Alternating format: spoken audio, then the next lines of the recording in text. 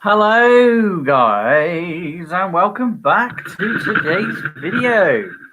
We are going to be colouring in this one from this week, as this week has been to do with Spider-Man.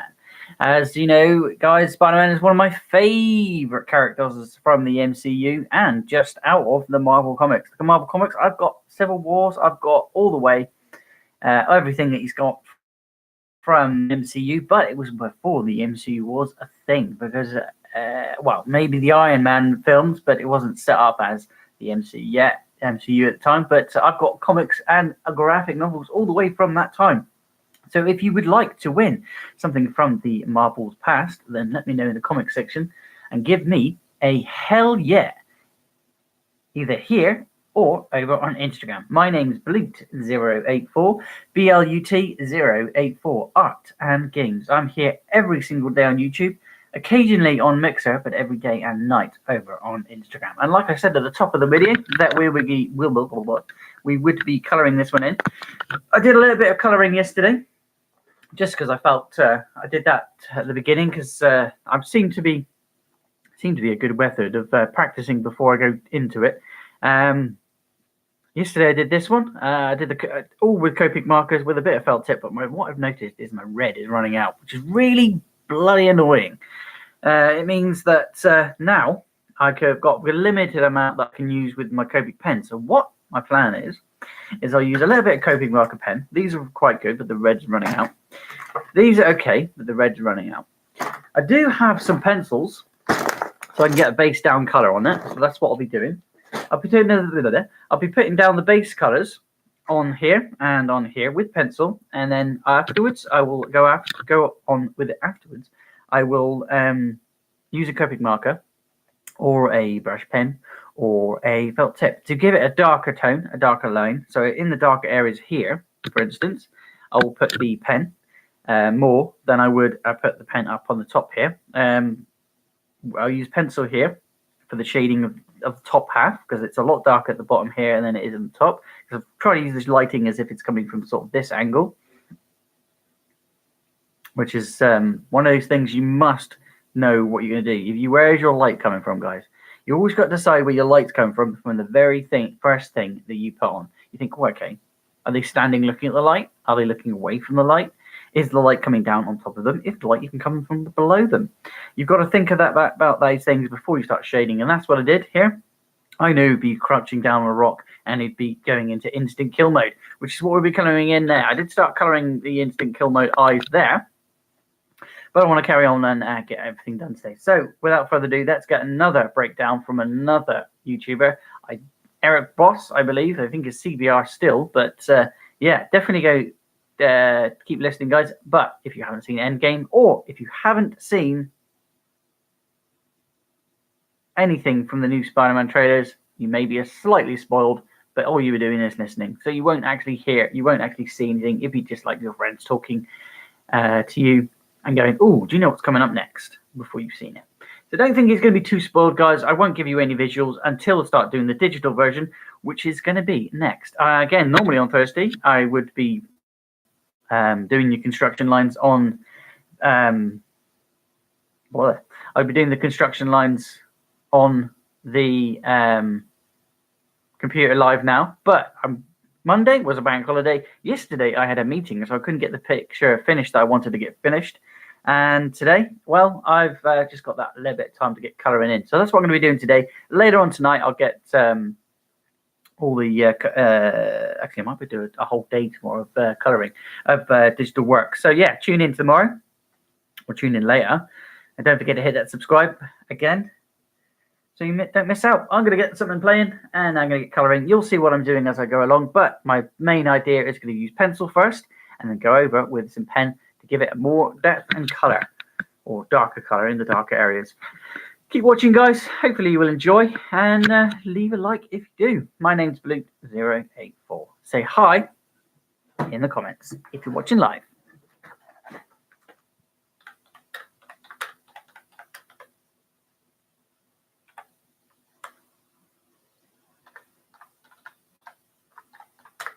Me saying hi in the comments. If you would like to say hi in the comments. I always do that. Every single time. I in the comments? Yeah. I in the comments. That would do. Right. Okay. So if you want to say hi, say hi. If you are new, don't forget to subscribe. And if you are liking it, don't forget to give me a thumbs up. Keep listening. Keep watching. Let's see this come to life. Hi, I'm Eric Boss, and Spider-Man Far From Home wasted no time in this post-endgame recovery period to release a new trailer, with Tom Holland actually giving us a spoiler warning for once, and revealing the insane ways the MCU will move on after Endgame. Multiverses, depressing Iron Man art, Nick Fury calling Peter Parker a bitch. It is truly the darkest timeline, and I'm going to break down this Far From Home trailer brain by brain for all the details that you might have missed, and explaining the secret conspiracy that this footage could be hiding. Spoiler warning for Avengers Endgame, and in case I predict anything too accurately for Far From Home, spoiler warning for that too. Let's get started. Everywhere I go, I see his face. That's the Drew Iron Man last week, guys, for an homage.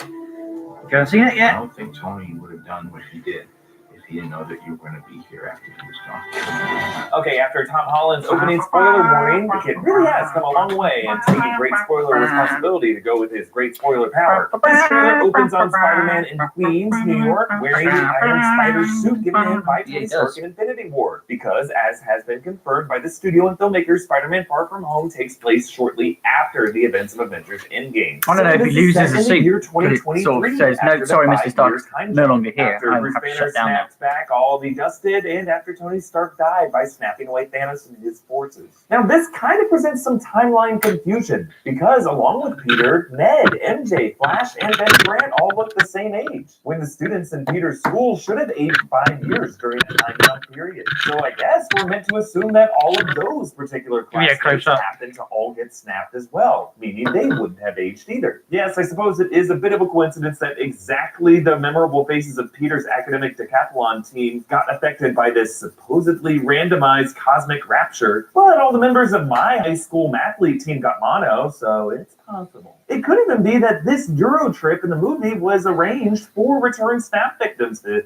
get away, since they would now be in classes with students who were previously 5 years younger than them. And it might be kind of weird for Flash to see the little sixth graders he used to pick on having now hit their growth spurts in these 5 years and now tower over him. Peter sees his Iron Man tribute mural saying, "Everywhere I go, I see his face." Behind him, the train passes by, reminding me, at least, of our other beloved departed figure, Stan Lee, whom the animators of Spider-Man Into the Spider-Verse snuck into a number of passing trains. Like Into the Spider-Verse, Far From Home is opening this world to the Marvel multiverse. So I like to think that Stan could be circling the city on the train of this New York, too. Happy Hogan tells a tear-stricken Peter, "I don't think Tony would have done what he did if he didn't know that you were going to be here after he was gone." Stark's sacrifice in Endgame was largely inspired by Peter Parker in particular. Early in Endgame, Stark told Cap, "I lost the kid." And it is a photo with Peter that spurs Stark to reconsider the time heist. And he makes sure to give Peter a big bear hug when he returns, calling back his non-hug in Homecoming. It's not a hug, I'm just grabbing the door for you. We're not there yet. But with Endgame, Tony finally got there with Peter. And now the main theme for Far From Home appears to be the question of who will carry on Iron Man's legacy, Peter Parker or some other Peter pretender? Moving on.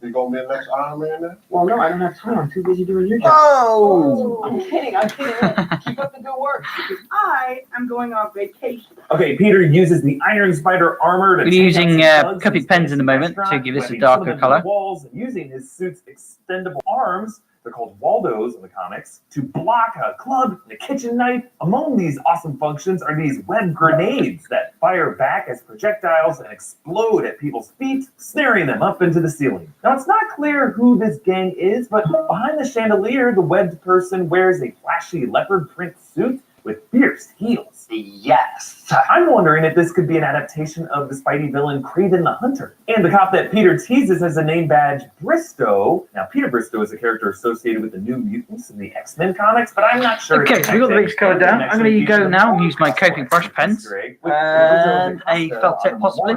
Let's get that Copic brush pen out and show you what I mean by the Copic brush pen. This is a Copic brush pen where you go and it's basically like a paintbrush, but it is just a felt tip. No, it's got Copic marker ink, which is based on alcohol instead of ink itself. I don't think they make it out of, but yeah, I'm going to go in and add some colour. With its Avengers monument on top that was added after the Battle of New York, and behind it is Avengers If Tower. you can see what I'm doing, but I'm ever gently, not putting loads. Don't put loads, just ever so gently. Put a little bit there. This tower into perhaps the Oscorp building or the Baxter building of the Fantastic Four. Peter sends Nick Fury to voicemail, and behind Happy is this old wrestling poster. It lists Crusher Hogan, which is the name of the wrestler that Peter Parker faced in the exhibition match in the comic book origin. And actually beneath Crusher Hogan is the name Bonesaw McGraw, the name of the wrestler that Macho Man Randy Savage played in the Sam Raimi Spider-Man exhibition match. Sorry's ready. Counterparts, which Into the Spider-Verse nailed. So I love that this live-action version is working in little nods to both the comics and alternate film adaptations of this character. Okay, moving on. What's up? We're just talking about your trip here in St. Marco Polo. Oh, I think MJ really likes me. I was with my first all along. You're a very difficult person to contact, Spider-Man.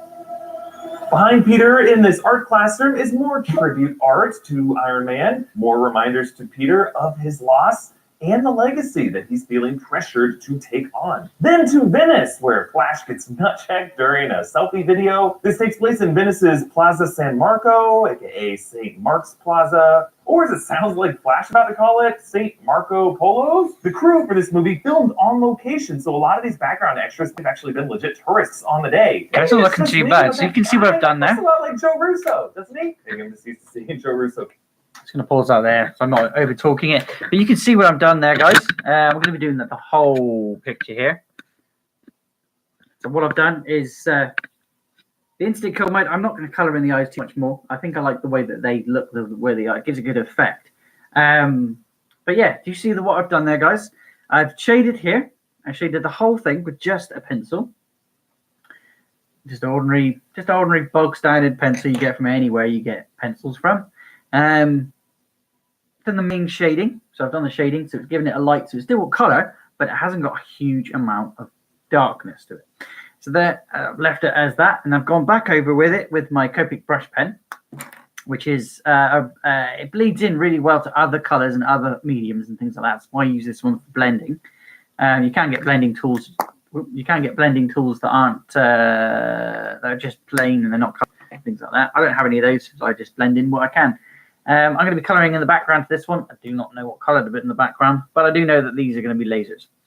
Because they're firing across, and he's staying on obviously instant kill mode because he's just about to take down some Chitauri, or Shitari as I like to call that one there, because I couldn't think what they were called, and I've kind of drawn it now. So that's what the Chitauri looks like in my universe. So yeah, we'll get on. We'll do some more of that. We'll get to listening to more of that breakdown. You probably heard a few breakdowns now. I don't know if you watch breakdown yourself, but I like to listen to something along the lines. Normally, I'll be listening to comics if I'm drawing a comic hero, or a book, audio book, if I'm doing a book character. If you have a character that you would like me to draw, again, guys, you can let me know in the comment section here on this live stream by hitting that live tab. Or if you are watching back, scroll all the way to the bottom, and that's where you'll find the comment section. What do you want me to draw next? Which hero should I draw next? Shall I come and draw something out of a book or an audiobook? Let me know, because I'll get that read. I'll get that reading in the background while I'm colouring in. But I'm going to be doing colouring in Spider-Man today. So what am I doing? I've got to remember what colours they use, because I haven't got a picture of them. So let's get that back up running again. Cameo in every Marvel Peter X, or maybe just stocky residents of Venice look a lot like Joe Russo. Fury hits Ned with a trank dart, totally chill thing for an adult stranger to do to a child. And he tells Peter, You're a very difficult person to contact, Spider-Man. but notice the line was changed from the first trailer when Fury said, So nice to finally meet you, Spider-Man. that could be because both of these characters were present at Tony Stark's funeral in Avengers Endgame. Fury was creeping in the back with Maria Hill, so it's possible that Peter didn't meet them, but it's just another example of how that first trailer was edited to try to hide Avengers Endgame reveals. Moving on. This is Mr. Beck. You could use someone like you on my world. New World's Beck is from Earth, just not ours. The snap tore a hole in our dimension. You're saying there's a multiverse? We have a job to do. You're coming with us. Okay, here is where things get nuts. Peter meets Quentin Beck, aka the Spider-Man villain Mysterio, played by Jake Gyllenhaal. Peter is told that Beck is from an alternate Earth in the multiverse, and that the snap tore a hole in this dimension. Okay, huh? So the existence of the Marvel multiverse isn't really news. Doctor Strange introduced the idea, and Avengers Endgame barfed out a version of time travel with all kinds of alternate universe ramifications. So like now there's a separate branch universe where Loki is still alive, a universe where Thanos went missing in 2014 and the Guardians of the Galaxy never came together, and depending on whether you ask the directors or the screenwriters, a universe where Old Man Cap is trying to prevent 9/11 from happening. But while the multiverse does sound like a real thing now being part of the MCU, similar to the animated multiverse of Into the Spider-Verse, there is a good chance that Quentin Beck is lying. Very big known chance. as a master of illusion, deception, and Bad guy. hypnotism. Actually, in the Ultimate Comics, the Earth 1610 Mysterio is revealed to be an android remotely controlled by the Earth 616 Mysterio in order to conquer that version of Earth. So while it appears here that Beck is working with Fury and Hill to fight these elemental villains attacking European cities, Beck could just be claiming to be a superhero from another universe, one they wouldn't know. But really, he's a con man from this universe, a guy who's a wizard of special effects, creating these hoaxes for himself to play the hero. You'll notice that one of the technicians here is the actor Numan Akar, who's rumored to be playing a character named Dmitri, which some speculated could be the version of the villain Dmitri Smerdyakov, the chameleon. This guy could be in cahoots with Beck, helping create these illusions. It is surprising that Nick Fury would be fooled by this, but he could be under Mysterio's hypnosis. Or maybe he is suspicious, and that is why he brought in Spider-Man, a real superhero, to help investigate if Beck is who he says he is. It's also interesting that Fury says the snap caused the hole in the dimensions, because that makes me wonder which snap. Thanos' first snap at the end of Infinity War? Hulk's snap to bring everyone back? Tony's snap to kill Thanos? I suppose it's true that any of those snaps would have been universe-rupturing events that could have ripped the fabric of reality. But remember, Thanos also used the stones to destroy the stones. He reduced them to atoms. Now, we don't know if that was a snap motion per se, but the Ancient One did say that the stones were necessary to maintain the flow of space-time. So maybe by destroying those stones, Thanos caused chaos to spill through the multiverse. But let me know which of the snaps you think caused this in the comments, and let's move on. There's gotta be someone else you can use. What about Thor? Off-world. Captain Marvel, unavailable. She's never available. Interesting on the neighborhood Spider-Man. So, Fury, Hill, and Beck are tracking and containing these elemental monsters, which could be based on the elementals from the Doctor Strange comics. But as I pointed out in past trailers, there have been Easter egg numbers on boats and license plates linking them to issues of Spider-Man comics that introduced Hydra Man, Sandman, and Molten Man. Whichever these things are, there's a good chance that they're being puppeted by Mysterio. Spider-Man pitches Thor and Captain Marvel as better hero options. This actually might be the first time the name Captain Marvel has been spoken out loud in the MCU, since, secret identities are less of a thing in general in the MCU, and people are more likely to go as Carol Danvers or Clint Barton or Rabbit. Nick Fury was the one to inspire the name Captain Marvel, like the Motown Marvelettes, so maybe it's a title that he and Hill have been using. There's also a shot of Peter's new black stealth suit, perhaps given to him by Fury and Hill, and maybe part of Beck's original goal to make Spider-Man the less noticeable hero so that he can stand out more and look more like the flashy hero that everyone should pay attention to. Moving on. Bitch, please, you've been to space. Bitch, please, you've been to space. I want to go on a trip with the girl who I really like and tell her how I feel. MJ, Are you and Spider-Man? no, of course not. I mean, it's kind of obvious. After Fury reminds us of Peter's space flight in Infinity War, Mysterio soars past the Shard of London toward Tower Bridge, and MJ IDs Peter as Spider-Man. But which does should be she? a pretty big deal, but Peter keeps introducing himself to everyone in the MCU with his real name. With Doctor Strange in Infinity War, I'm Peter, by the way. Doctor Strange. Oh, these are made up names. I'm Spider-Man, man. And he introduced himself as Peter to Carol Danvers in Endgame. So when it comes to discretion, Peter's definitely not the Batman eye makeup and growl variety. Move on! You're right, you may not be ready, but this is my responsibility. Saving the world requires sacrifice. Sometimes people die.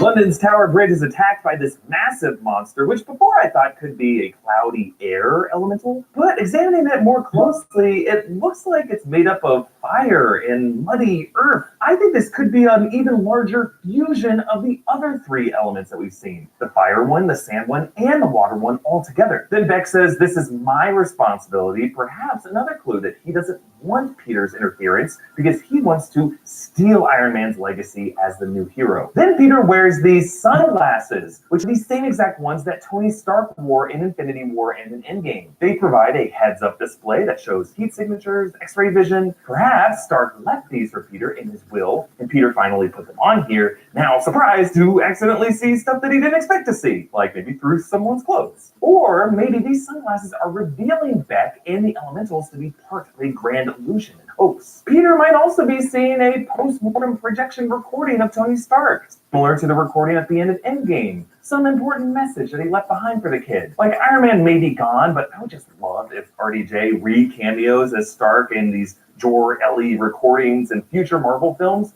to keep alive his presence and his humor. On to the next clip. I always feel like I'm putting my friends in danger. The world needs the next Iron Man. Are you going to step up or not?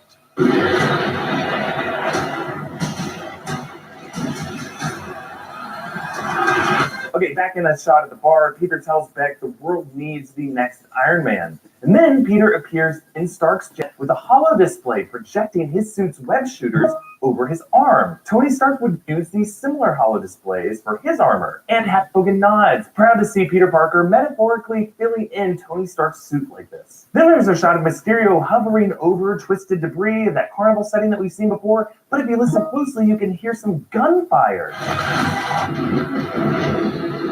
suggesting that Beck is blocking bullets. Considering all of his other confrontations have been with elemental monsters, here he might be fighting police or Furion Hill's unit. Peter sees another public shrine for Iron Man, and the face of Tony Stark has been drawn inside this helmet. I'm a little curious as to why the shrine was set up in this location. Maybe there already was some Iron Man graffiti there, so they just brought in some candles. Or, since Far From Home is set across Europe, this could be in Monaco, where Iron Man fought Whiplash. And as Spider-Man in his stealth suit fights that fire monster, we move on to the last clip. Get you guys out of here! You're on the jet! Who are you? I work with Spider-Man. You work for Spider-Man? I work with Spider-Man, not for Spider-Man. New plan. Okay, so Happy Hogan shows up to save these kids after they run from Tower Bridge in London, but his jet explodes. Judging from their surroundings, this is right outside the world-famous Tower of London, which is located adjacent to the Tower Bridge in the city. But I want to know what causes this jet to explode. Never knew that. I don't see any attack from the thing that was attacking Tower Bridge, or any projectile trail from anything fired on it. A part It's jet, near it. especially one I designed can get by there in Tony an hour. doesn't just go Or two. boom. Maybe those cannons in the Tower of London still work, and some beef eater was like, "You can't park that here." Let me know what you think is going on. You can't park that here. And do you think Quentin Beck is lying about the multiverse in general, or is the multiverse real and Beck is just lying about being from another dimension? Comment down below with your thoughts. Follow me on Instagram and Twitter at EABots, and subscribe to New Rockstars on YouTube, and make sure to follow our new podcast feed, Inside Marvel, for early access to all of our Marvel breakdowns and theories. Oh, hey, Nick Fury's calling.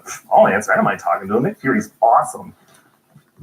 Hello? Spider-Man? Oh, hey, Nick. Yeah, wait. What happened last time you trusted someone? I lost it up. Ha ha ha ha. They are funny, aren't they, guys? Notice that I'm now putting on the red tones. I should probably be a bit darker there, actually.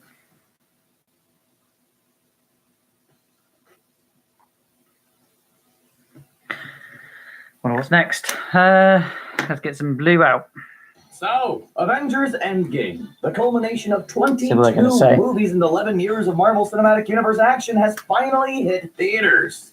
And boy, does it deliver. It's 3 hours of pure, unadulterated, and truly epic comic book action. And Marvel Studios really did pack a lot into those 3 hours. So much was packed into it, in fact, that it was quite easy to miss a lot of those Easter eggs, callbacks, nods, and minor inclusions that the MCU is known for. But never fear, we've got your back. In this video, we'll take you through 30 things you might have missed in Avengers Endgame. And be aware, this one is definitely going to contain Endgame spoilers. For now, I'm going to just color this in. Can you see what I'm doing this? I'm not going over the lines that I've already put. Not for a minute, because I want to get the good tones of the blue here to keep those dark tones and keep them in the darker tones where I put the shading. Purposeful shading. Give it more of a dark, but it does give it a blue as well. Oh, this is going to be so much fun when I do the digital version. I'm going to be enjoying doing that. I just colored it in blue again. And there's gauntlets as well. I haven't kept it with the full thing just purely because I can't get that suit right. It's too much on it. It's fucking ridiculous amount of colors on it. Gold with this, with that, with this, with that. Putting them with the other colors. I'm like, what color do I put where? Spider-Man suits. It just kind of is red and blue, or red and gold. That's the two colors that you get with him, or black. With this one, you seem to have bloody every single color that you can get on there.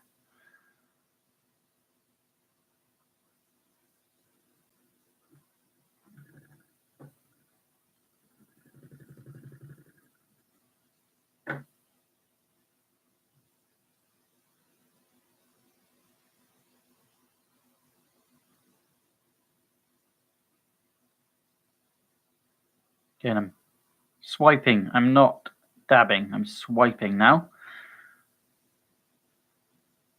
Because it will give me... It will catch the page, but it won't colour it in. You don't want to colour in. You just want to give it a slight dab here and there.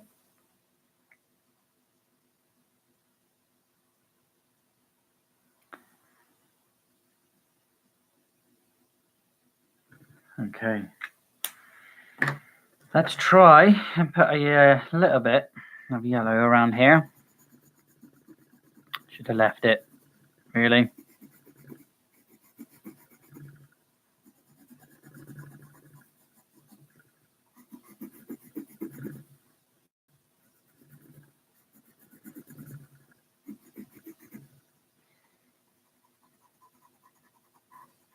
Let's get this Endgame praise going.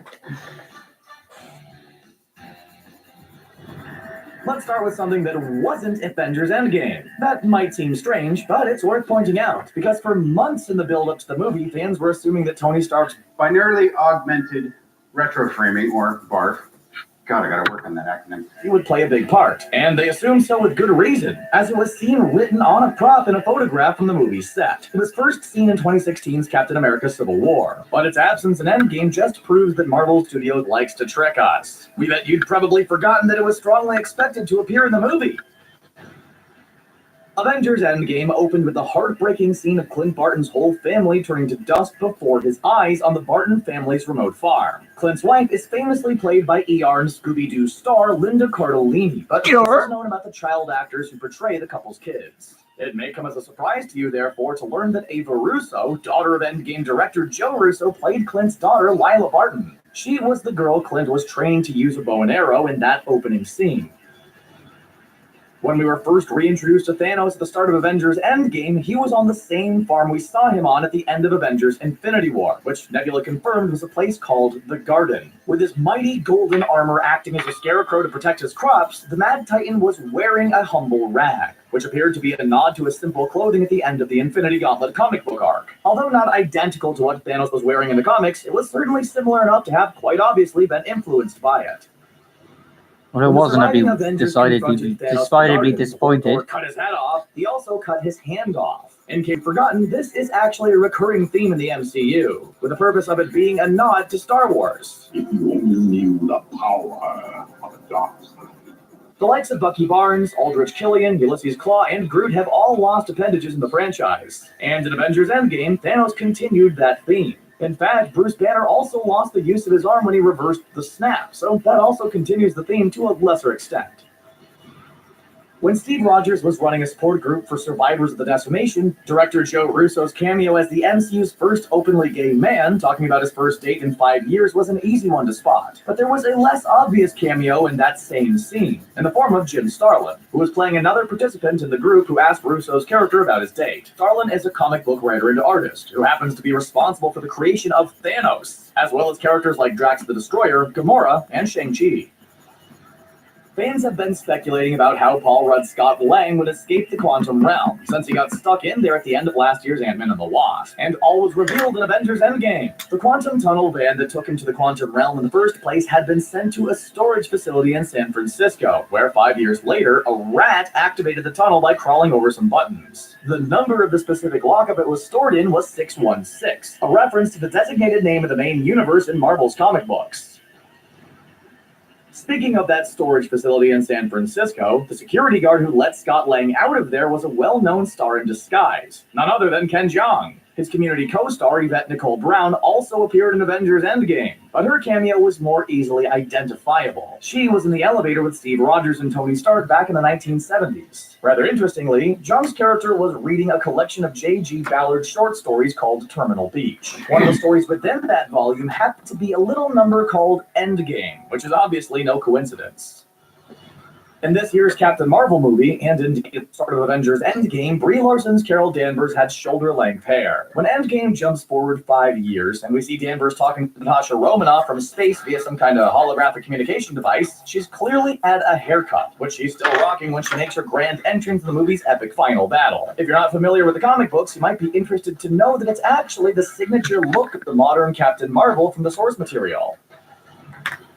In the scene when Natasha was talking to the hologram of Carol Danvers, she was also talking to Rocket, Rhodey, Nebula, and Okoye, all of whom are reporting from their missions. Okoye notably mentioned the fact that there had been huge seismic activity on the ocean floor, but her plan of action to deal with it was to do nothing, because that wasn't their job. Could this have been a hint at the existence of Namor? We've already seen an Atlantis Easter egg in 2010's Iron Man 2. Maybe Okoye didn't feel the need to deal with ocean issues because she knew Namor would. One of the coolest moments in Avengers Endgame came when Tony Stark arrived at the Avengers compound with the news that he'd figured out time travel. He pulled up in his sports car and was greeted by Steve Rogers, who Tony proceeded to surprise by returning his iconic vibranium shield to him, which he'd taken in 2016's Captain America Civil War. As he handed the shield over, a familiar piece of music played in the background. And that was the theme music from Captain America the First Avenger, Cap's first solo outing in the MCU from back in 2011. Avengers Endgame revealed that the surviving Asgardians had set up a new home in Tonsberg, Norway called New Asgard. Tonsberg has a history in the MCU. It was the site of the Frost Giants' defeat against Odin's armies, as well as the town where the Red Skull found the Tesseract. In the comics, Asgard has floated above Oklahoma, and in an alternate Marvel Comics universe, New Asgard was the name of a version of Asgard that merged with New York City. So this wasn't a new idea. In fact, it could lead to an adaptation of the epic Siege story arc in the MCU.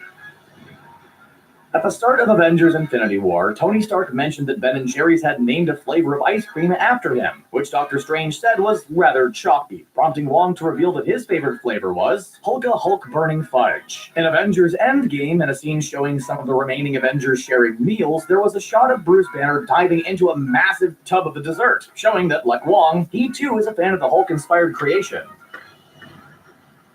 When Steve Rogers, Tony Stark, Bruce Banner, and Scott Lang traveled back to 2012's Battle of New York, we saw the aftermath of that iconic battle. Rogers entered an elevator with a Hydra strike team in it, including Brock Rumlow and Jack Rowlands. But rather than a repeat of the awesome elevator fight from 2014's Captain America the Winter Soldier, he avoided conflict by whispering "Hail Hydra" into Jasper Sidwell's ear, pretending to be a Hydra agent. This was a fun nod to the Secret Empire comic book storyline, when Rogers uttered the same phrase to reveal he'd been a Hydra agent all along. While they were in New York, the heroes altered the events that occurred there, enabling Loki to escape with the Tesseract. What you might not realize is that there could be repercussions to that in the main MCU. Tony Stark said time travel rules aren't like Back to the Future, so altering the past won't change the main timeline. Yet, when Steve Rogers went back in time, he aged within the main timeline. Essentially, that Loki TV series could still end up taking place in the main MCU timeline. The Stan Lee cameo in Avengers Endgame, which was likely his last one, unless the late great comic book icon filmed one for Spider-Man Far From Home, was particularly joyous. It occurred in the 70s time jump, with Lee playing a de-aged hippie version of himself, driving past the military base with a female friend, proclaiming to them that they should make love, not war. On the back of his car was a bumper sticker that read, "Nuff said," his second most famous catchphrase after Excelsior. The reason for that 70s time jump was so Tony Stark and Steve Rogers could obtain both the Tesseract and some Pym particles in one fell swoop. But given that Rogers would have been recognized at the place called the birthplace of Captain America, he had to wear a disguise. The disguise included a shirt with the word Roscoe on it, which in the comic books was the name of the man who replaced Rogers as Captain America when the hero was going by the name Nomad. While he was at a military base in the 70s, Steve Rogers distracted the young Hank Pym with a prank phone call that made him leave his laboratory in a rush. That allowed Rogers to sneak in and steal a few vials of Pym particles, which would allow him and Tony Stark to return to the present. When the camera panned around inside the lab, just prior to Pym rushing out, we were treated to the sight of an early prototype Ant-Man helmet, which just so happened to be the classic Silver Age Ant-Man helmet from the comic books. Tony Stark got to chat with his father about fatherhood in that same military base scene. And as Howard got in his car at the end of the scene, a certain actor made a very notable cameo. It was James Darcy playing Jarvis, Howard's loyal household butler, reprising his role from the Agent Carter television series. What was particularly notable about this cameo is that in making it, Darcy became the first ever actor whose MCU debut was on the small screen to appear in an MCU movie. The epic final battle in Avengers Endgame began with Steve Rogers, Tony Stark, and Thor confronting Thanos outside the Avengers HQ. It didn't start too well for the trio. Thanos got the upper hand on the heroes, even breaking Cap's shield in exactly the same way it was broken in Tony Stark's vision in 2015's Avengers Age of Ultron. Thanos also broke the shield in a similar fashion in the Infinity Gauntlet comic book arc, when Rogers stood against him alone. In a movie crammed with epic moments, arguably the most epic came when Captain America finally wielded Mjolnir in the MCU, Thor's original weapon. We'd seen him budget in Avengers Age of Ultron, but most of us just assumed that that was its way of saying you're the closest to being worthy out of everyone. But however, when he summoned it in Avengers Endgame, Thor said, "I knew it," which suggests he actually had been worthy all along, and simply chose not to pick it up in Age of Ultron to make Thor feel better about himself. Avengers Infinity War had that cool scene in which Black Widow, Okoye, and Scarlet Witch teamed up against Proxima Midnight, but Avengers Endgame went one better. During the epic final battle, Captain Marvel was trying to get the Infinity Gauntlet into Scott Lang's van, with Spider-Man commenting on how difficult it would be, what with Thanos' whole army in her way. Shuri, Nebula, Pepper Potts in her rescue armor, Okoye, Valkyrie, Mantis, Gamora the Wasp, and Scarlet Witch all joined forces to assist her, which is surely a foreshadowing of an all-female MCU movie in the future. In last year's Ant-Man and the Wasp, Hope Van Dyne smirked sarcastically when Scott Lang referred to Captain America as Cap, suggesting he was great friends with the Avengers leader. There was a funny nod to that scene in Avengers Endgame, when Lang and Van Dyne were tasked with getting the Quantum Tunnel back online during the final battle. Captain America gave them their instructions, and Hope replied, "We're on it, Cap," which is followed by her and Scott Lang sharing a meaningful look, followed by a smile. Tony Stark's funeral was a who's who of MCU stars, with everyone from Hank Pym and Janet Van Dyne to Maria Hill and General Ross in attendance. But there was also a teenage boy who you might not have realized was an MCU character we were introduced to back in 2013's Iron Man 3. Ty Simpkins. I saw him and I knew who he was straight away. Dramatically, so it was very easy to think, why are people thinking, why is it such a big hullabaloo? Cassie Lang, Keener's presence in Endgame certainly seems to suggest that young Avengers seeds are being planted in the MCU. Following Tony Stark's funeral at the end of Avengers Endgame, Jon Favreau's Happy Hogan, one of Tony's best friends, can be seen sitting with Tony's daughter Morgan outside the Stark family home. Happy asks Morgan if she's hungry, telling her he'll get her any food she wants. When she asks for a cheeseburger, Happy tells her how her father loved Oh God, it's been cheeseburgers, 2 which was weeks and it actually a cool nod still to the first pulls Iron on my Man movie from strings. 2008. If you recall, when Tony Stark first arrived I home want after a being held cheeseburger. captive in Afghanistan, the first thing he asked for was an American cheeseburger. He did. Thor's Oh, future God, in the I remember MCU that was day. hinted at when Avengers Endgame came to an end. As I was he very was young. returning to the galaxy in their ship, ready to head off into space for more cosmic adventures with Rocket, Groot, and company. The God of Thunder made a pun, calling the team the Asgardians of the Galaxy, which is actually the name of a real team in Marvel's comic books. The roster is very different in the comics. Angela, Thunderstrike, Scourge, the Destroyer, and Throg make up the team.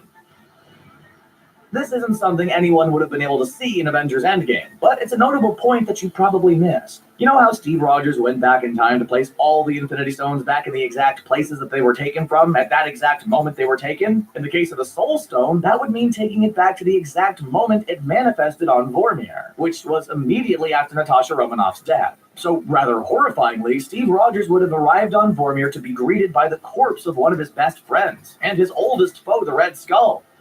No, because Red Skull was free. Just before Steve Rogers went back in time, he told Bucky Barnes not to do anything stupid in his absence. Bucky's humorous reply was to ask him how he could possibly do anything stupid when Steve was taking all the stupid with him. This was actually a cute callback to an exchange that took place in 2011's Captain America: The First Avenger, just before Steve met Abraham Erskine for the first time. The only difference was that it was said in reverse, with Bucky telling Steve not to do anything stupid and Steve firing back with the same witty retort. When Steve Rogers went back in time, he was expected to return to the same spot in 5 seconds. That didn't happen, as Rogers opted to stay in the past with Peggy Carter, but he did return. An elderly Rogers who'd lived happily for more than 70 years with Peggy had made his way to a bench a few yards away, where he handed Sam Wilson his shield in another nod to the comics. He was wearing a tan jacket, which appeared to be the same one he wore when he was still the skinny kid from Brooklyn in Captain America: The First Avenger. At the end of Avengers Endgame, we finally got to see Steve Rogers dancing with Peggy Carter. It was a satisfying moment, and a fitting end for Captain America's MCU arc. As the happy couple danced, a song was playing that you might have recognized. It was It's Been a Long, Long Time, which was featured in 2014's Captain America: The Winter Soldier soundtrack. The song features lyrics that are really appropriate for the situation, and if you're interested, the version that features an Endgame seemed to be the version with Kitty Callan on vocals and the Harry James Band. MCU movies are known for their post-credit scenes, and Avengers Endgame was expected to provide us with another. But they didn't! However, there wasn't one, which really felt like Marvel Studios was trying to emphasize the end of an era. But there was something. It is an end of an era, Voice guys. could be heard, Now there's no which was actually there's the no voice Tony Stark Iron made Man, when he no forged his Captain very America. first Thor's gone armor in 2008's AWOL. Iron Man. Essentially, these sounded There is no the Avengers band anymore. that launched the MCU. What I know. events is anybody's Even guess? Black It Widow's could not just be about anymore. She was in the respectful original nod, Iron Man or maybe 2, it's if you don't hints that believe we that. haven't really seen the last of Iron She was Man. a bloody secretary. Did you catch any of these things in Avengers Endgame? Did we miss anything that we should have It was like, included here? whoa. Let us know Come your on. thoughts in the comments section She was in number below. 2. And don't forget to like, share, and subscribe to Screen Rant for more great videos just like this one. Bye for now.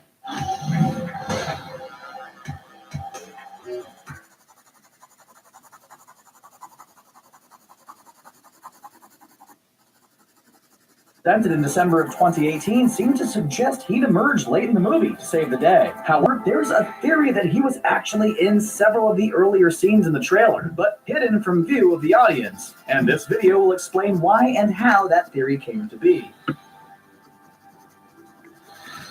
Scott Lang has officially been a part of the hugely popular Marvel Cinematic Universe since 2015, when he appeared in his first solo movie, the brilliant and hilarious Ant-Man. A lot of people, especially non-comic book fans, were highly skeptical about whether or not the small character would work on the big screen. But the fact is, he's been a lighthearted revelation since the moment he first showed his face in the MCU. Even in a franchise that already had lots of humor and is largely Okay, aimed at right. young We've got audience, most of that he was done. introduced as a skilled but petty criminal with a heart. Give you a- having recently been give you released a from San Quentin full State picture. Prison, where he served a 3-year sentence for burglary, was sweetly Where you going, camera? manipulated and recruited by Michael Douglas's Hank Pym to steal the Yellow Jacket technology from Corey Stoll's Darren Cross, who had forced him out of his own company. He then re-emerged as one of Steve Rogers' recruits in 2016's Captain America: Civil War to fight alongside Rogers and his anti-Sokovia Accords team of heroes against Tony Stark and his pro-Accords team. He was briefly mentioned in 2018's Avengers: Infinity War by Natasha Romanoff. Oh, I got brain. He went I need completely brain. unseen, having been placed on house arrest, enabling him to spend time with his family, in spite of the fact that he broke the law by joining Rogers' cause in the aforementioned Civil War. Most recently, he was seen in 2018's Ant-Man and the Wasp, when he officially sort of. joined forces with Evangeline Lilly's Hope Van Dyne, who finally wielded the Wasp technology previously used by her mother, as they worked together to rescue Michelle Pfeiffer's Janet Van Dyne from the quantum realm while fighting off the likes of Hannah John Commons, Ava Starr, and Walton Goggins, Sonny Birch. Of course, the mid-credits I'm only doing this to give it some texture, guys. is currently trapped in the quantum realm. He'd Not gone shading into the this one mysterious subatomic too much. plane to harvest quantum energy to use for a variety of purposes, including to help Ava Starr remain stable after what happened to her in the quantum accident that killed her father 2 decades earlier. But Thanos' finger snap caused Hank Pym, Janet Van Dyne, and Hope Van Dyne to turn to dust while he was there,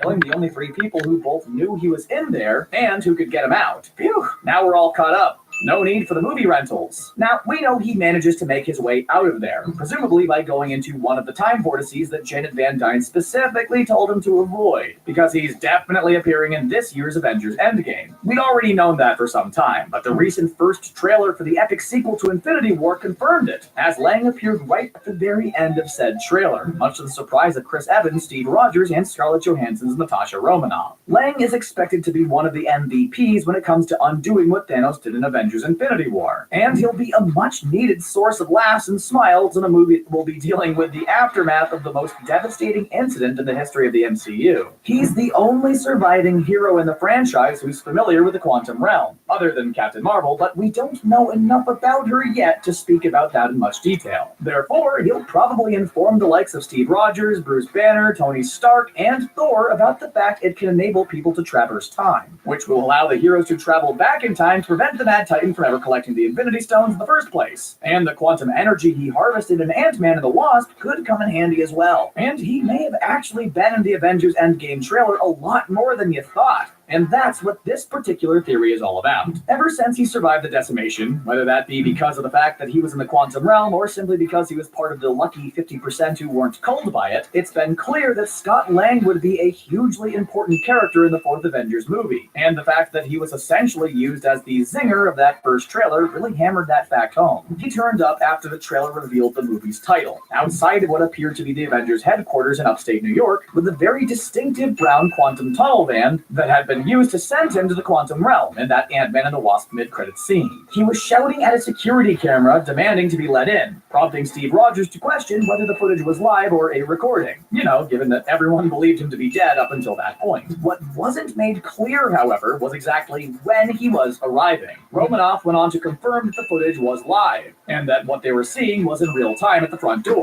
But Rogers questioning her about it, and the fact that the screen had the word archive and the number 1983 on it, has led to a heck of a lot of speculation about the possibility of time travel. It has therefore been suggested by different people that the footage of Lang is either from the current time or somehow from the 1980s. Regardless of that, what is definitely known is that Scott appeared as one of the missing characters in the holographic gallery of missing people in the trailer, along with Peter Parker, who of course turned to dust on Titan, and Shuri, who was actually said to be alive. But could there be more to the situation than that? We believe so. All definitely isn't as it seems in that trailer. A big part of the trailer for Avengers Endgame is Natasha Romanoff explaining what happened at the end of Avengers Infinity War. The fact that Thanos succeeded in wiping out half the universe using the Infinity Gauntlet to simply snap his fingers, and will it to be so, while Bruce Banner looks despondently at the gallery of missing heroes. But this is surely misleading. Romanoff's speech also overlaps a shot of Steve Rogers, who along with Banner is already fully and painfully aware of the tragedy that occurred thanks to the actions of the Prude-Chin Mad Titan. Therefore, surely there is a mysterious person off camera having the situation explained to him or her, someone to whom the whole thing would be a mystery, and who's a better potential candidate for that role than Scott Lang. Nobody would be the answer to that question.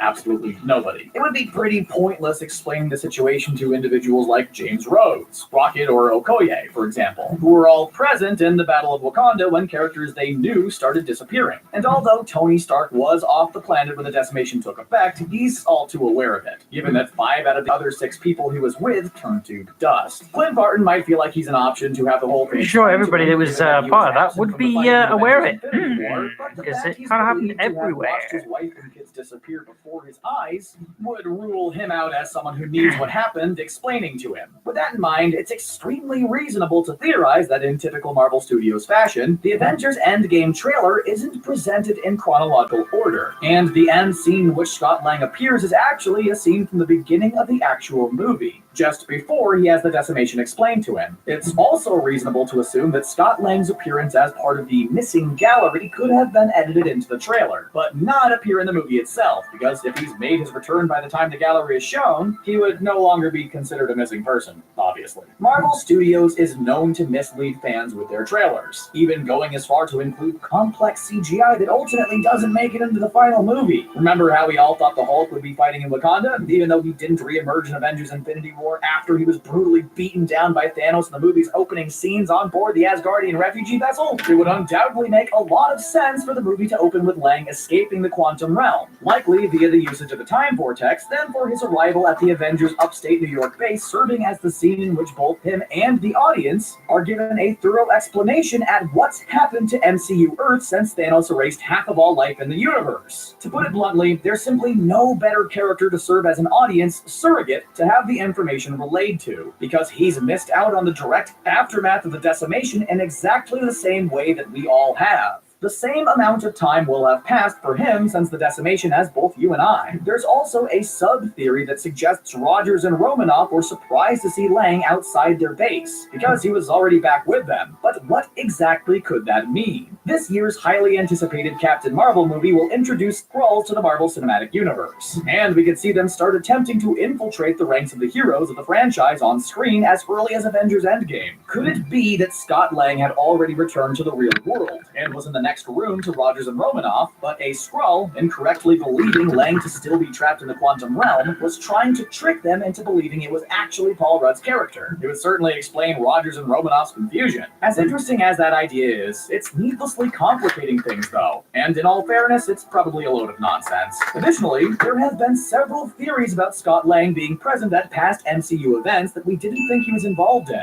thanks to his ability to shrink to tiny size as Ant-Man and remain relatively hidden. And it could be that he's literally in the trailer for Avengers Endgame, but too small to see. But again, this is just a silly extension of the theory that he was in the scenes shown in the trailer, but simply out of shot. It should be noted, of course, that all of this speculation distracts from what is undoubtedly a much bigger point when it comes to Avengers Endgame. And it's the fact that all of this happens very early on in the movie. Fans have actually theorized that the trailer doesn't show anything beyond the first 20 minutes. And if indeed Scott Lang's arrival is the catalyst for the explanation of everything that's happened since the previous movie, that would certainly make a lot of sense. The only part of the trailer that people are claiming could possibly come later in the movie is the reveal of Jeremy Renner's Clint Barton as the sword-wielding Ronin, something that will see Natasha Romanoff travel to Japan to recruit her old friend to join the other heroes in the fight back against Thanos. If that particular theory about the trailer only showing scenes from early in the movie turns out to be true, nobody should be too surprised, given the strong expectation that Avengers Endgame will have a convoluted plot that will involve abstract concepts like time travel, the quantum realm, magic, infinity stones, and a truly mind-bogglingly huge cast of characters. Any setup scenes will have to happen quickly to allow for enough time to dig into the really meaty aspects of the story, and a nice, lighthearted scene involving Scott Lang could be exactly what the Doctor ordered to kick things off.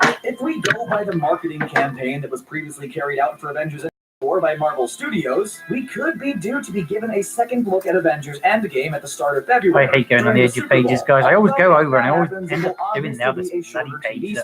When I'm done. Trailer. Then we should get a second trailer with the release of Captain Marvel in March, as if that movie wasn't exciting enough a prospect in itself, as it's common practice to pair MCU trailers with MCU movies. Once both of those potential sneak peeks have been made public, we should have a much clearer idea of what Avengers Endgame will be all about, and indeed what part Scott Lang has to play in it. To put it mildly, we really can't wait to know more about Endgame, and we bet you guys feel exactly the same. It's going to be freaking awesome! Chris Hemsworth's Thor has been an integral part of the Marvel Cinematic Universe since 2011, when he appeared in his first solo movie, the aptly titled Thor. Hemsworth is set to make his 8th appearance in the franchise in this year's highly anticipated Avengers Endgame. And there are a number of surprises. I didn't realise. I thought we were listening to old theories come true. We're not just listening to old theories. Well, did any of it come true? Some of them might not be what you're expecting. Thor is one of the most popular and likable characters in the Marvel Cinematic Universe. It's like a pirate had a baby with an angel. But he's undoubtedly had a lot to deal with in the franchise. He's more than 1,000 years old, and he's been fighting battles for most of his adult life, not least since audiences were first introduced to him. First, we saw him stripped of his power and banished to Earth, having gone against his father Odin's wishes and waging war on the frost giants of Jotunheim. Then he had to deal with his conniving brother Loki, who was attempting to overthrow Odin in order to sit on the throne of Asgard at his expense. Then, having joined the Avengers, he faced off against his brother again, and his alien army, as they attempted to take over the Earth. He's adopted. Having subsequently brought peace to the Nine Realms, he was then tasked with saving the universe from Malekith, who, after acquiring the Reality Stone, was trying to plunge the cosmos into darkness. A fight that saw him lose both his mother Frigga and Loki, although the latter turned out to be just fine. He joined up with the Avengers again to take down Ultron and his army of drones, before heading out into space to figure out who had been manipulating recent events from behind the scenes. He then discovered Loki was alive and posing as Odin, suffered the loss of his father, and was subsequently held captive on the gladiatorial planet of Sakaar, where he had to fight to survive, including against his fellow Avenger, the Hulk. He's like I smash. I prefer you. After escaping, he headed back to Asgard to prevent his half-sister Hela from taking over the place. After discovering that she'd killed the Warriors three of his best friends, he was forced to destroy his home realm for the greater good. More recently, he fought Thanos, who, having previously killed his closest friend Heimdall and Loki, this time for reals, used the Infinity Stones to wipe out half of all life in the universe, something Thor failed to prevent happening, thanks to his need to gloat. And that's where Thor's at now, geared up for a shot at redemption in Avengers Endgame. And life's not going to get any easier for him, because he's bound to be right in the thick of the action in what could be the fight of his life. Wielding Stormbreaker, Thor was undoubtedly one of Avengers Infinity War's MVPs. Having obtained the weapon by bearing the brunt of a neutron star, Thor arrived in Wakanda with Rocket and Groot and dismantled Thanos' armies with relative ease. And as we've already touched upon, he almost had Thanos himself defeated, even when the Mad Titan was wielding all 6 Infinity Stones. But he aimed for his chest, and took the time to mock the villain, when he should have gone for that head. What that proved, however, was that the God of Thunder is more than powerful enough to hurt his powerful opponent, and that has set him up nicely for the next installment in the Avengers story. So exactly what will Thor's role be in Avengers Endgame? There are several theories. One idea is fairly simple, and it's the idea that Thor will personally go after Thanos to take him down in the most crude and basic physical way, by burying Stormbreaker right into the Mad Titan's skull. This was certainly hinted at in the Avengers Endgame Super Bowl trailer, when the hero was seen on what looked like the same planet Thanos had retired to at the end of Avengers Infinity War. Maybe, given how intricate the plan to undo Thanos' actions will be, Thor is tasked with simply keeping the Mad Titan occupied while the other MCU heroes go about their time-traveling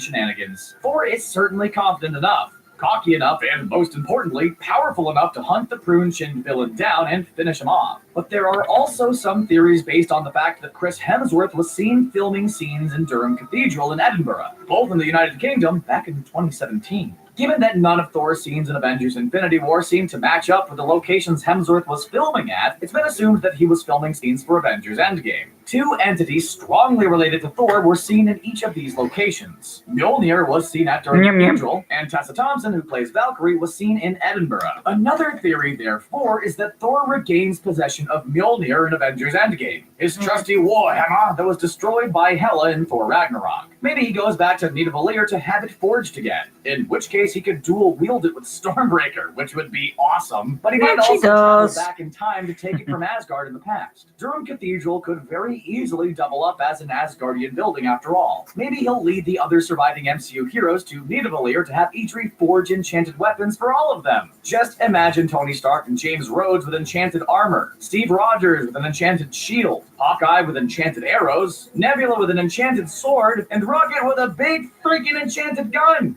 Oh, it'd just be so good. But what about Tessa Thompson? How might she fit into Thor's Avengers Endgame story?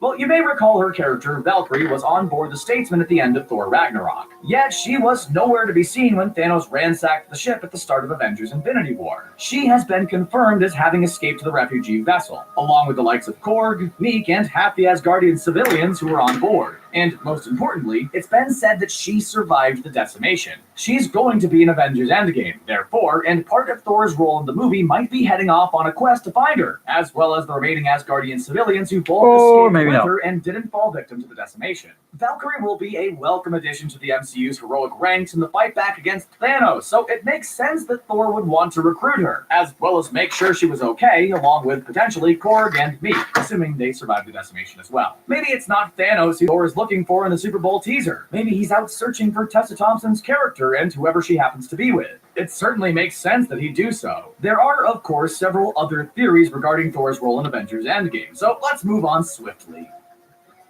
A popular theory is that along with several other characters, perhaps the other original Avengers, who just so happen to total 6, which is the same as the number of I think I'm going to have to get Infinity some for Stones next in the MCU. week. Thor may be tasked with going back in time to collect the Infinity Stones before Thanos ever gets the chance to get his hands on them. That recent Super Bowl trailer for the movie showed Clint Barton looking up at something glowing with a red energy. Maybe he'd been tasked with retrieving the Reality Stone from the past, while Thor was set to retrieve the Power Stone or one of the others. Maybe, just maybe, Thor will end up wielding one of, or even all of, the Infinity Stones in the battle against Thanos. He is, after all, one of the few MCU heroes powerful enough to do so without being instantly obliterated.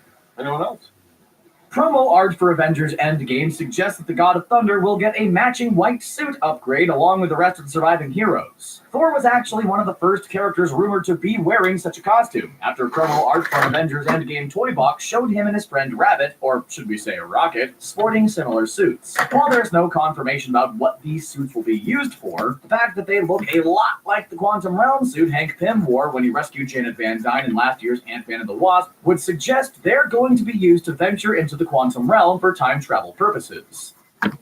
A lot has been said about the possibility that Avengers Endgame is the final outing for most of the MCU's flagship heroes. And Thor is certainly one of those. Chris Evans has in fact stated that he, along with Chris Hemsworth and Robert Downey Jr., will be done with the MCU after the fourth Avengers outing. So it could be the case that Thor, along with Captain America and Iron Man, retires from superheroism after, or dies during the final bout against Thanos. Either way, unless there are new contract negotiations, fans should be prepared for the possibility of saying goodbye to Thor after Avengers Endgame. Maybe this role will be the one the majority of us are expecting Captain America to play, the sacrificial role, whereby his final action saves the universe, but costs him his own life in the process. We've seen on more than one occasion that Thor is more than prepared to put his life at risk for the greater good. A couple of examples being in his first solo movie when he confronted Loki/the Destroyer armor whilst depowered, and when he took the brunt of a star to reignite Nidavellir in Infinity War. That being said, while Avengers Endgame really does feel as though it could be Iron Man and Captain America's MCU swan song, it really doesn't feel that way when it comes to Thor. Unlike Steve Rogers and Tony Stark, Marvel Studios only recently started portraying Thor correctly, at least as far as fan opinion is concerned. And it feels as though there are still countless epic stories left to be told with the character. It'll feel like a wasted opportunity for the studio if they kill him off now, and don't capitalize on his newfound popularity. Heck, in the potential absence of Iron Man and Captain America, Thor could head the Marvel Cinematic Universe franchise as its new flagship character. He could, but he's not.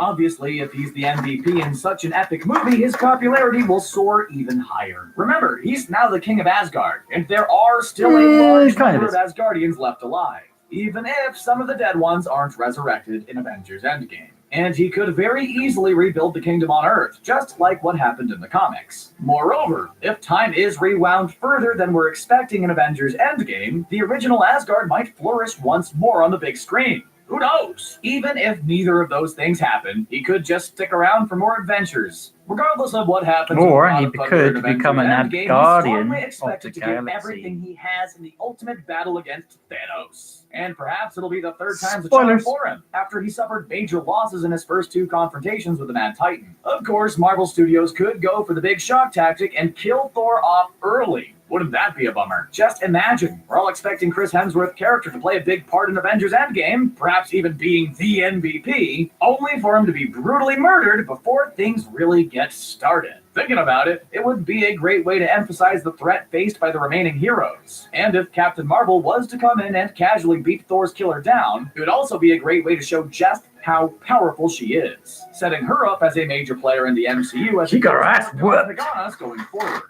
Which was What part do surprising. you think the God of Thunder will play in the epic movie? Let us know your thoughts in the comment section below. And don't forget to like, share, and subscribe to Screen Rant for more great videos just like this one. Goodbye! Goodbye!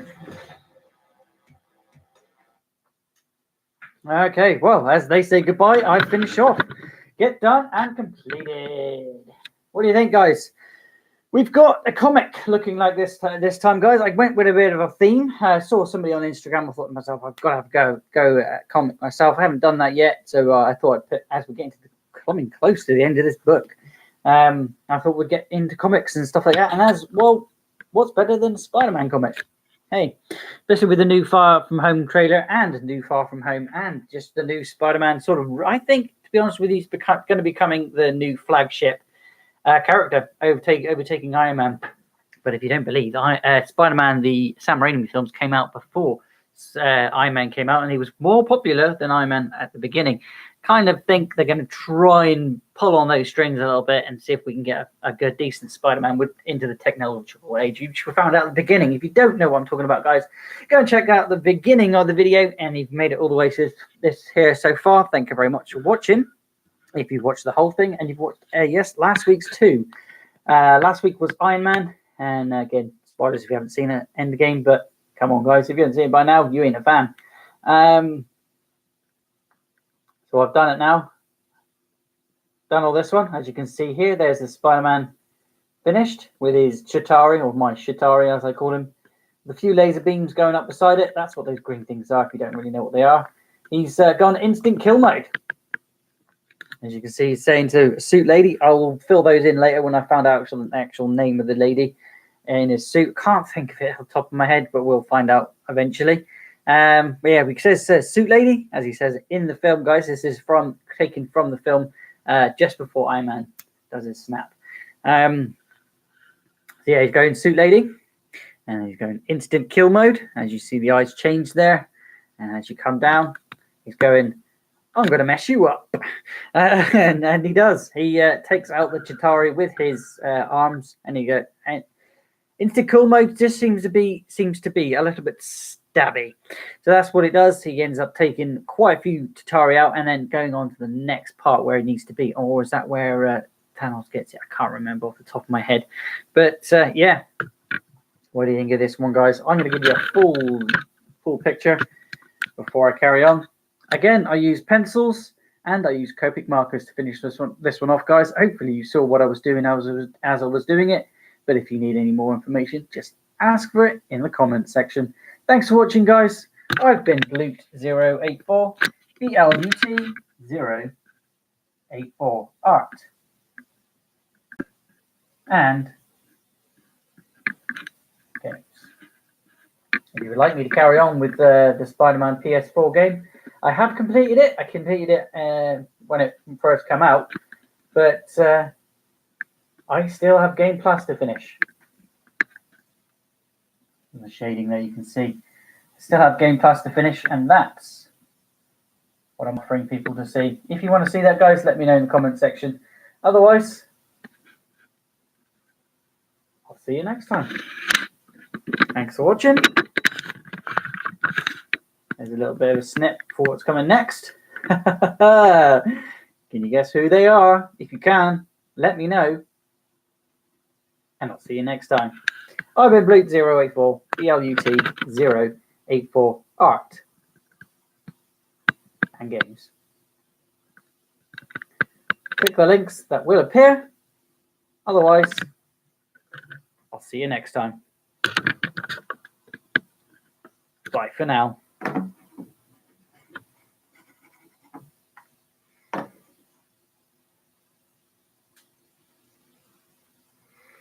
As this comes to an end, guys, just give you a quick loop.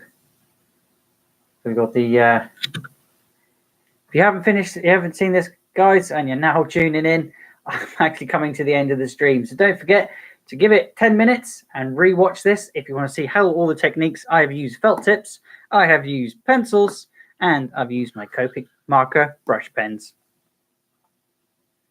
Thanks for watching, guys, and I'll see you next time.